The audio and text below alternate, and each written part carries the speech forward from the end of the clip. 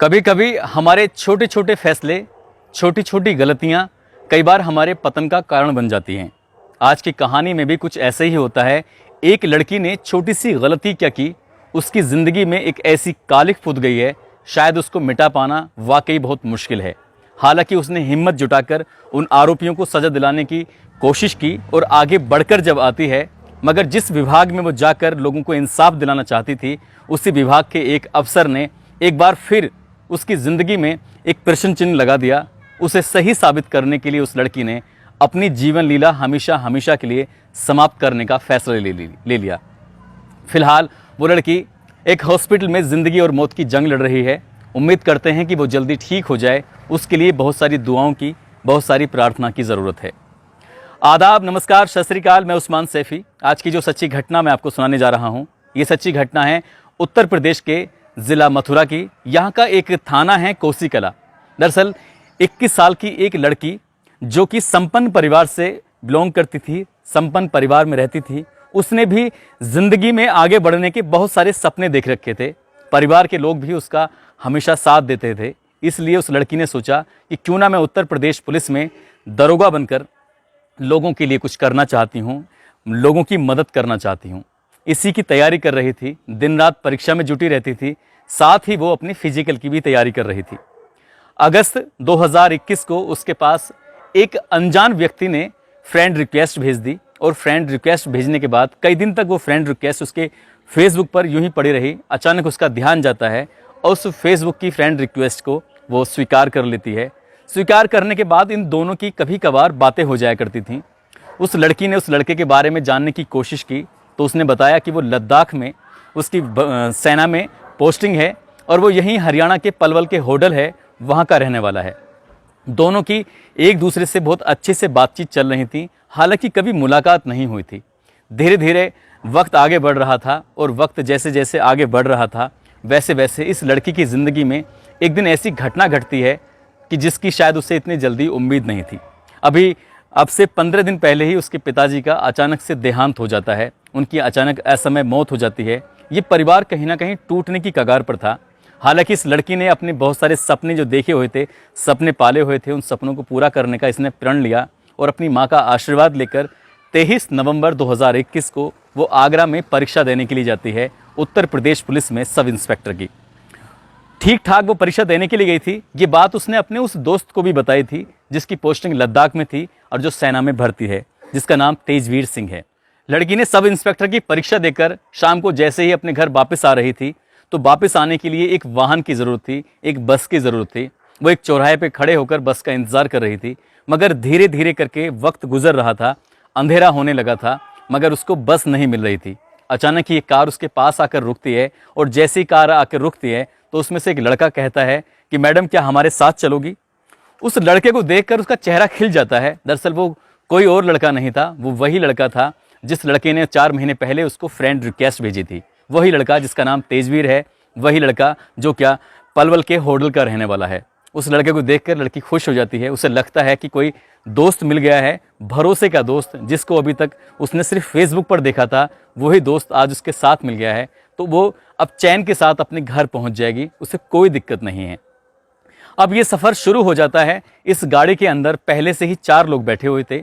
तेजवीर है, उसका एक फुफेरा भाई है, एक लड़का जो कि सब इंस्पेक्टर की परीक्षा देकर आया है, एक लड़का और है जिसके बारे में अभी पुलिस भी पता नहीं कर पाई है। गाड़ी जब चल पड़ती है अपने सफ़र की ओर, आगरा से दिल्ली की तरफ एक नेशनल हाईवे जाता है। उस नेशनल हाईवे की तरफ जब गाड़ी चलती है, धीरे धीरे अंधेरा भी होने लगता है।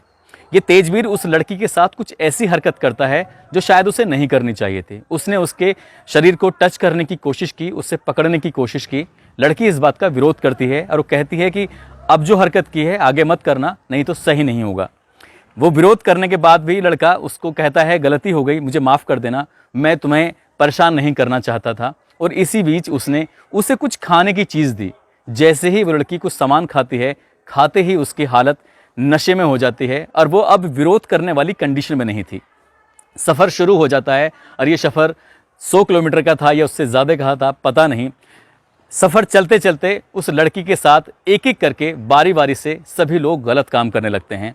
वो दोस्त जिस पर वो भरोसा कर रही थी, उसे लग रहा था कि सही सलामत इसको वो घर पहुंचा देगा, मगर ये अब यहाँ कुछ भी सही नहीं हो रहा था।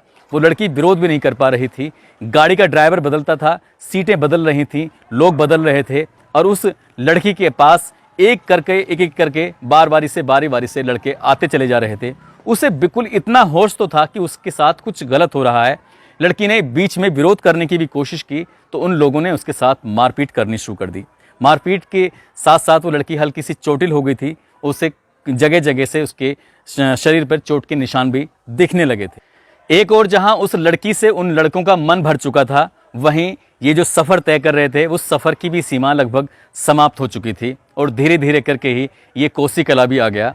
उन आरोपियों ने उस लड़की को बाईपास के पुल के पास उसे फेंक कर वहाँ से भाग जाते हैं और वो लड़की खून से लथपथ थी, शरीर पर चोटों के निशान भी थे और वो किसी तरह से रोते हुए अपने घर पहुँच जाती है। उस लड़की की हालत देखकर उसके परिवार वालों की हालत ख़राब हो जाती है, क्योंकि 15 दिन पहले ही उसके पिता की मौत हुई थी। वो लोग अभी उस गम से उभरे नहीं थे कि उनके सामने एक और गम आ जाता है। रात तो गुजर जाती है, उसके बाद ये लोग यहाँ से इकट्ठा होकर सीधे कोसी कला जाते हैं और कोसी कला जाने के बाद वो लड़की अपनी पूरी आप बीती वहाँ के इंस्पेक्टर को बताती है। इंस्पेक्टर हालांकि शुरू में उस मामले में ना नुकर करने की कोशिश कर रहे थे, कह रहे थे ये मामला मेरे क्षेत्र का नहीं है, ये मामला आगरा का है या किसी और क्षेत्र का है, आप जाकर वहीं मुकदमा दर्ज कराओ। मगर उस लड़की ने अपने बारे में बताया, उसने कहा कि मैं भी इसी विभाग में भर्ती होना चाहती थी, इसीलिए मैं वहाँ की परीक्षा देने के लिए गई थी, कम से कम मेरे साथ तो ऐसा मत करो। आखिरकार काफ़ी मेहनत कड़ी मशक्क़त के बाद पुलिस ने मुकदमा दर्ज तो कर लिया, मगर मुकदमा दर्ज होते ही अगले दिन पुलिस ने इसे गैंगरेप की जगह खाली बलात्कार की धाराओं में दर्ज कर लिया। वो लड़की इस बात से इतना आहत हो जाती है, हालांकि उस लड़की को उपचार के लिए भर्ती कराया जाता है, अभी वो हॉस्पिटल से निकली भी नहीं थी। जब उस लड़की को ये पता चलता है कि यहाँ पर सामूहिक नहीं बल्कि सिंगल एक व्यक्ति पर आरोप लगाया गया है, उसी के खिलाफ पुलिस ने कार्रवाई करने की बात कही है, तो उस लड़की का कहीं ना कहीं दिल टूट जाता है। वो टूट जाती है अंदर तक, वो पहले से ही टूटी पड़ी थी। दूसरा, उस दरोगा की हरकतों को देखते हुए, दरोगा की बातों को देखते हुए उसने ये सोच लिया कि शायद अब जीने की कोई वजह भी नहीं है, इसलिए उसने कुछ ऐसा विषाक्त पदार्थ खाने की कोशिश की। उसे खाने के बाद अपने आप को ख़त्म करने पर फैसला जो लिया है, उसकी हालत अचानक ही बहुत ज़्यादा बिगड़ जाती है और ये मामला सोशल मीडिया पर वायरल होने लगता है। लोगों को पता चलता है कि हाईवे पर एक लड़की के साथ चलती कार में गैंग रेप जैसी घटना हुई है। तब जाकर उस इलाके की पुलिस की नींद टूटती है। आईजी, एसएसपी सभी लोग सख्ते में आ जाते हैं और फिर भी उस दरोगा के कान पर जूं तक नहीं रेंगती है। जब आईजी और एसएसपी उस लड़की से सीधे बात करते हैं, उसका बयान लेते हैं, तब जाकर पुलिस को लगता है कि वाकई इसके साथ कुछ गलत हुआ है और उसके बाद फिर भरोसा दिलाया जाता है कि इन आरोपियों को जल्द से जल्द गिरफ्तार करके उनके खिलाफ कार्रवाई की जाएगी। पुलिस ने जैसे ही ये मामला सोशल मीडिया पर आगे बढ़ रहा था तेजी के साथ, तो पुलिस की कार्रवाई भी तेजी के साथ बढ़ने लगी और उस आरोपी को, जो क्या पलवल के होडल का रहने वाला है तेजवीर, उसको गिरफ्तार कर लिया, जो कि सेना में कांस्टेबल के पद पर तैनात है। पुलिस ने उसको गिरफ्तार करने के बाद उसके फुफेरे भाई और जो 2 अन्य साथी हैं उनको गिरफ्तारी के लिए लगातार दबिशें देने की कोशिश कर रही है। पुलिस का दावा है कि जल्द से जल्द उन आरोपियों को गिरफ्तार कर लिया जाएगा, साथ ही इनके विरुद्ध कड़ी से कड़ी कार्रवाई की जाएगी। दोस्तों, 4 महीने पहले उस लड़की के पास जो फ्रेंड रिक्वेस्ट आती है, उस लड़की से वो बात तो करती है, वहाँ तक तो ठीक था, दोस्ती करना कोई बुरी बात नहीं है। आज का टेक्नोलॉजी का, सोशल मीडिया का ज़माना है, बहुत सारे लोग हम कहीं होते हैं और कहीं के कहीं हमसे दोस्ती कर लेते हैं, तब तक तो ठीक है, मगर जब तक किसी पर पूरी तरह से भरोसा ना हो जाए, क्योंकि भरोसा जिस पर होता है, हालांकि कई बार वही हमारा भरोसा तोड़ देते हैं, मगर ऐसा भी नहीं करना चाहिए था। इस लड़की को लग रहा था कि अंधेरा हो रहा है, तो उसे आगरे में ही किसी होटल में रुकना चाहिए था या फिर घर वालों को पहले ही सूचना देनी चाहिए थी कि मुझे मेरा दोस्त मिल गया है, मैं उसके साथ आ रही हूँ। तो शायद उन लड़कों के अंदर जो एक हैवानियत पल रही थी, एक उनकी जो मंशा थी, शायद वो टूट जाती। और इस बीच में जिस जगह पर यह हादसा होता है, आगरा से लेकर उस कोसी किला तक लगभग 12 थाने पड़ते हैं। बीच बीच में 112 नंबर की कई सारी गाड़ियां थीं। वो लड़की क्योंकि बेहोशी थी, बेहोशी की हालत में थी, पुलिस की भी अपनी एक जिम्मेदारी बनती है कि कम से कम ऐसे वाहनों को बीच बीच में चेक करते रहें कि आखिरकार किसी के साथ कोई ऐसा हादसा तो नहीं हो रहा है। हालांकि हमारी उत्तर प्रदेश पुलिस बड़े बड़े दावे करती है, बड़े बड़े वादे करती है, मगर उसके दावों की इस घटना से वाकई पोल खुल गई है। उसी की नहीं बल्कि प्रदेश सरकार की भी कहीं ना कहीं इस घटना से पोल खुली है। दोस्तों, इस कहानी को सुनाने का उद्देश्य किसी को परेशान करना नहीं है, किसी का दिल दुखाना नहीं है, बल्कि आपको जागरूक करना है, आपको सचेत करना है कि आपके साथ, आपके परिवार में या किसी भी बहन बेटी के साथ ऐसी कोई घटना ना हो। आप सुरक्षित रहिए, अपना ख्याल रखिए। जय हिंद, जय भारत।